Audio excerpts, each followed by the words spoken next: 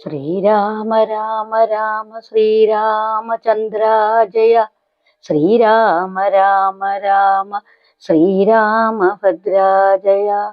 ശ്രീരാമ രാമ രാമ സീതാഭിരാമ രാമ.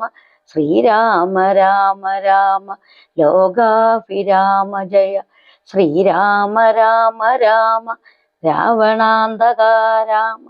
ശ്രീരാമ മമ ഹൃദി രമതാം രാമ രാമ. ശ്രീരാഘവാത്മരായ ശ്രീരാമ രാമാപദേ. ശ്രീരാമ രമണീയ വിഗ്രഹ നമസ്തുതേ. നാരായണായ നമ നാരായണായ നാരായണായ നമ നാരായണ. എല്ലാവർക്കും നമസ്കാരം. എല്ലാവർക്കും രാമായണ മാസ ആശംസകൾ.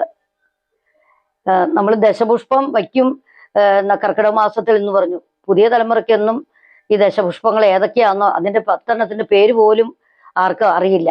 അപ്പം ഞാൻ ഈ ദശപുഷ്പങ്ങൾ ഏതൊക്കെയാണെന്ന് ഒന്ന് കാണിച്ചു തരാം.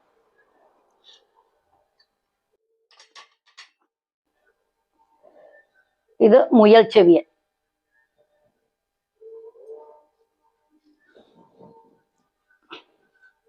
ഇത് പൂവാങ്കുറുനില.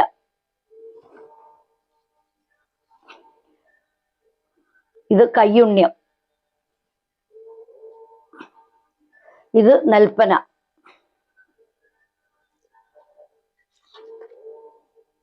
ഇത് ഉഴിഞ്ഞ.